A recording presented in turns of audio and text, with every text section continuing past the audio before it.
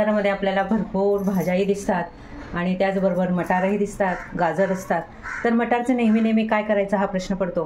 तर आज मी बनवले आहे मटार पनीरचे समोसे. तर हे बघा, मी एकदम छोटे छोटे समोसे बनवले, एकदम खायलाही छान लागणार आहे आणि एकदम आतला जर हे आहे तुम्ही बघितलं मसाला स्टफिंगचा तर किती सुंदर दिसतो आहे, खायलाही खूप सुंदर लागणार आहे. त्याचप्रमाणे मी ही पुरी बनवली आहे म्हणजे कचोरी टाईप. तर यामधलं पण स्टफिंग बघा, एकदम आतमध्ये किती छान आणि एकदम छान तळली गेली आहे, त्यामुळे ती खायला एकदम सुंदर लागणार आहे. तर अशा ज्या वस्तू असतात ह्या अशा लहान मुलांना खायला खूप आवडतात, कारण नेहमीच तुम्ही भाजी केली तर भाजी खायचा कंटाळा येतो. म्हणून काहीतरी नवीन पद्धतीचं केलं तर मुलांना लगेच आवडतं, मोठ्यानेही आवडतं. तर तुम्ही नक्कीच हे करून बघा, तुम्हालाही आवडेल. आणि कसे लागले मला सांगा. तर त्यासाठी बघूया आपला पूर्ण व्हिडिओ. आज आपण मटार पनीर समोसा बनवणार. त्यासाठी मटार, कोथिंबीर, पनीर किसून घेतलं आहे आणि त्यासाठी आपण प्रथम हे वाटण तयार करून घेणार आहोत. याच्यात लसूण, 3-4 हिरव्या मिरच्या, अद्रकचा तुकडा आणि कोथिंबीर आणि थोडंसं मीठ असं टाकून आपण हे सगळं याचं वाटण बनवून घेणार आहोत, जेणेकरून आपल्याला ह्या समोस्यामध्ये ते उपयोगी पडेल. मिरची लसूणचं वाटण आपण जे बनवून घेतलं ते आपण ह्या बाउलमध्ये सगळं काढून घेणार आहोत.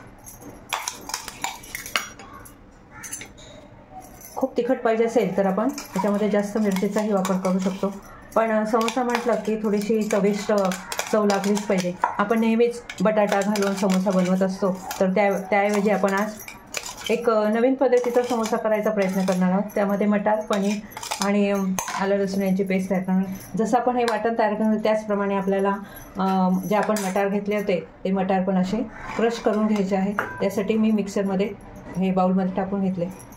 आता आपण याचा क्रश टाकता. तुम्ही आपले जे मटार होते ते मटार आपण बारीक क्रश करून घेतले आहे, ते पण मी मिश्रण यामध्ये टाकून घेते आहे. यामध्ये आपण जे पनीर किसून ठेवलं होतं ते याच्यामध्ये या बाउलमध्ये आपण टाकून घ्यायचं आणि सगळं हलक्या हाताने आपल्याला मिक्स करायचं आहे. याच्यामध्ये आपण तुम्हाला जर मसाले अजून पाहिजे असेल, थोडं चटपटीत जर पाहिजे असेल तर आपण याच्यामध्ये थोडासा चाट मसाला, थोडीशी मिरे पावडर, थोडे जिऱ्याचे पावडर ह्या पद्धतीने आपण हे टाकून घेऊ शकतो.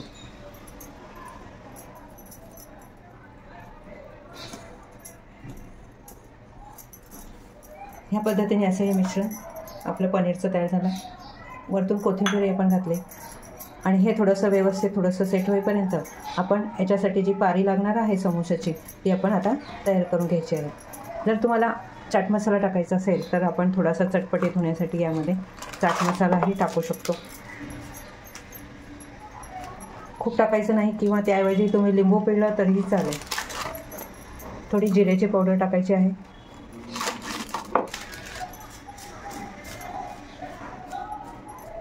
आणि आपण जे मिरची, अद्रक, लसूणची जी पेस्ट केली होती त्यामध्ये मीठ टाकलं होतं बघा, पण ते कमी टाकलं होतं. जर आपल्याला थोडंसं मीठ अजून टाकायचं असेल तर आपण याच्यात वरतून टाकून घेणार. साधारण आपण 1 वाटी मैदा घेतला आहे आणि अजून थोडीशी अर्धी वाटी मैदा घेतला. यामध्ये आपण चवीपुरतं मीठ टाकलं आहे. 1 ते 1.5 चमचा तूप किंवा तेल टाकायचं आहे आणि थोडासा ओवा टाक. आपण हे याच्यात जे सगळं टाकलं आहे ते आपण सगळं हाताने मिक्स करून घ्यायचं आहे, जेणेकरून आपण जे त्याच्यामध्ये तेलाचं हे टाकलं आहे ते सगळं या मैद्याला लागलं पाहिजे. मीठ, ओवा सगळ्या पिठामध्ये हा मिक्स झाला पाहिजे आणि नंतर आपण याच्यात थोडं पाणी टाकून आपला समोशासाठी जे आपण पारी बनवणार आहोत त्याचा डव तयार करून घ्यायचा आहे. साधारण असे मुठके वळले की आपलं हे पीठ तयार झालं असं समजायचं. जर असं झालं नाही तर अजून थोडंसं आपण तेल टाकू शकतो आणि नंतर आपण हे पीठ मळणार आहोत. आता थोडं लागेल तसं आपण पाणी टाकून घ्यायचं.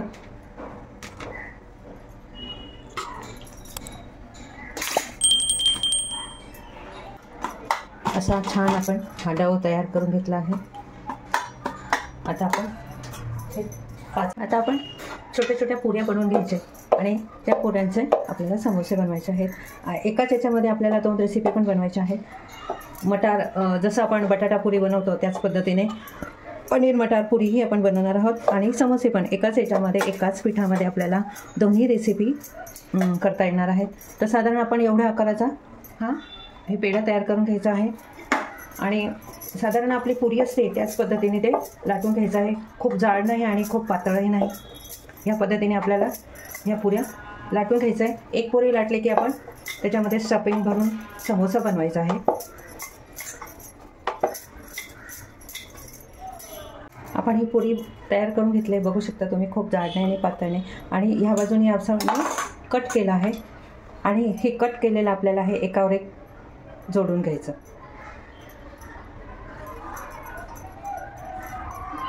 आपल्याला जेवढं जास्त जवळ करता येईल तेवढं आपल्याला हे जोडून घ्यायचं आणि ह्यामध्ये आपण इथे स्टफिंग भरणार आहे।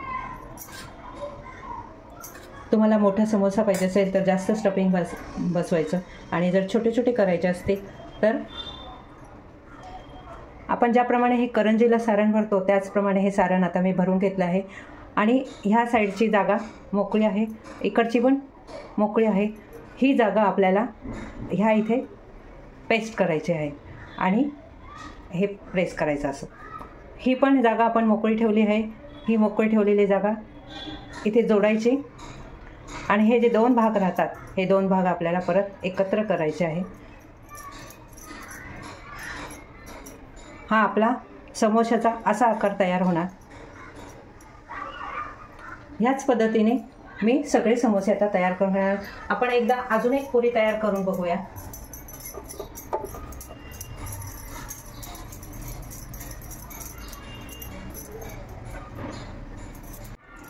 बघू शकता आपण ही दुसरी पण पुरी तयार करून घेतली आहे। आता आपल्याला याचा त्रिकोण बनवून घ्यायचा आहे। काही वेळेस आपण एका पुरीचे 2 भाग करतो।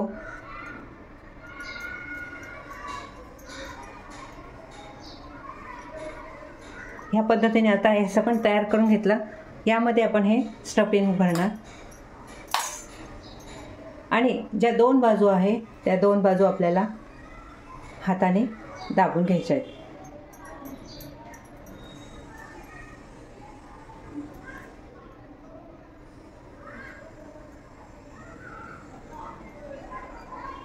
ह्या पद्धतीने पण समोसा बनवता येतो। आता आपण मटार कचोरी किंवा मटार पनीर पुरी बनवणार आहोत। त्यासाठी मी अशी पुरी लाटून घेतली, मध्ये स्टफिंग भरलं आणि त्याच्यानंतर ज्याप्रमाणे आपण मोदकासाठी पाकळ्या तयार करतो त्या पद्धतीने आपण हे सगळं एकत्र करून घ्यायचं आणि वरचा भाग असा हाताने प्रेस करत चलायचा आणि उरलेला भाग याच्यावरच दाबून द्यायचा आहे। कारण काही वेळेस काय होतं, जर थोडंसं हे झालं तर ते सुटे व्हायची भीती असते आणि हलक्या हाताने आपण थोडंसं लाटून घ्यायचं, किंचित, आपल्याला खूप लाटायचं नाही। तर ह्या पद्धतीने आपण ही अशी पुरी तयार करून घेतली, तुम्ही कचोरीही म्हणू शकता। या पद्धतीने आपण आपलं हे सगळं बनवून तयार झालं आहे। टाकून देणार, एका वेळेस तुमच्या याच्यामध्ये जेवढे बसतील तेवढेच टाकायचे आहे आणि लगेच उलटायचे नाही। आता हिवाळा म्हटलं की मटारचं प्रमाण बाजारामध्ये खूप दिसून येतं, तर नेहमी मटारचीच भाजी काय करायची, तर त्यासाठी आपण याचे वेगवेगळे भरपूर पदार्थ करू शकतो। मटारची बर्फी तयार करता येते, मटारचं पान तयार करता येतं, मटारचा हलवा तयार करता येतो, मटारची भाजी होते, मटारचे पराठे होतात। अशा वेगवेगळ्या पद्धतीचे आपण प्रकार करून खाऊ शकतो की जेणेकरून आपल्या तोंडाला एक वेगळी चव येईल। तर तुम्ही पण असे काही वेगळे प्रकार करत असाल तर नक्कीच मला शेअर करा, मलाही सांगा। आपण त्याही पद्धतीचे काही नवीन प्रकार करून बघणार। माझा हा व्हिडिओ बघत असताना तुम्हाला जर आवडला तर लाईक आणि सबस्क्राईब करायला विसरू नका। आपण जर याचे छोटे छोटे समोसे तयार केले तर खायलाही चांगले आणि दिसतात पण चांगले। तर ह्याबरोबर तुम्ही एखादी चटणी बनवली किंवा सुकी चटणी किंवा सॉस ह्यापैकी कोणतंही आपण खाऊ शकतो। आणि जर गरम खायचं असेल तर गरम खायला कुठलाही पर्याय चालू शकतो किंवा आपण याच्याबरोबर काही नाही खाल्लं तरी चालतं, कारण गरम समोसा असेल तर गरम समोसा एकदम सुंदर लागतो, किंवा याच्याबरोबर तळलेली मिरची, जशी आपल्याला वडापावबरोबर मिरची मिळते त्याच पद्धतीने आपण जर याच्याबरोबर छान मिरची अशी तळली तरीही ती चांगली लागते. तर बघू शकता तुम्ही, हा आपला समोशाचा रंग एकदम छान झाला आहे, गोल्डन रंग झाला आहे. आपल्याला खूप काळे करायचे नाही आहे, खूप लालसरही करायचे नाही आहे, साधारण मिडियम, की जेणेकरून आपल्या समोशाचा रंग चांगला दिसेल, की समोरच्याला बघायलाही खायलाही चांगलं वाटेल.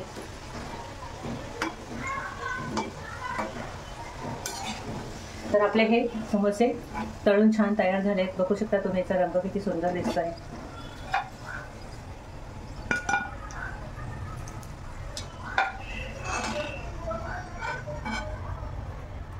आता उरलेले जे मी आहे समोसे तेही यामध्ये तळून घेणार आहे.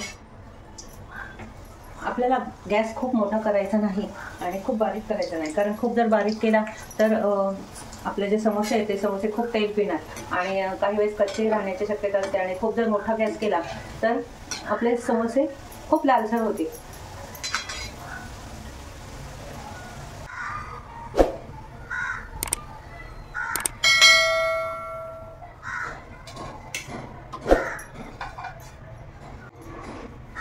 आता आपण जे पुऱ्या बनवल्या होत्या त्या आता आपण तळून घेणार आहोत. एका वेळेस 2च टाकूया, कारण माझी कढई छोटी आहे, त्यामुळे एकमेकाला लागून एखाद्यास फुटण्याची शक्यता असते. त्यावर असं आपल्याला तेल वरतीही करायचं आहे, की जेणेकरून त्याचा जो भाग आहे तो व्यवस्थितपणे तळला जातो. एक बाजू झाली की आपल्याला ती बाजू उलटी करायची आहे आणि परत त्यावर तेल असं वरती करत राहायचं, की जेणेकरून आपली जी पुरी आहे, आपली ती पुरी छानपैकी तळली जाणार आहे.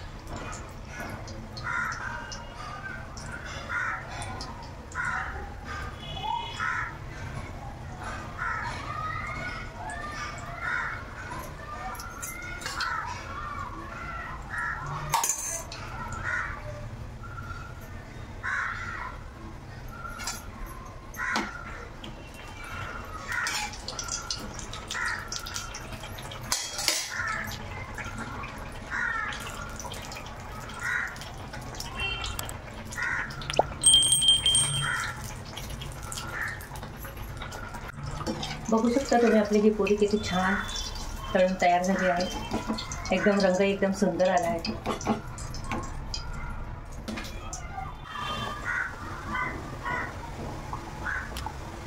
ह्याच पद्धतीने आपण जे उरलेले सगळे समोसे आणि पुऱ्या आहेत त्या सगळ्या तळून तयार करून घेणार.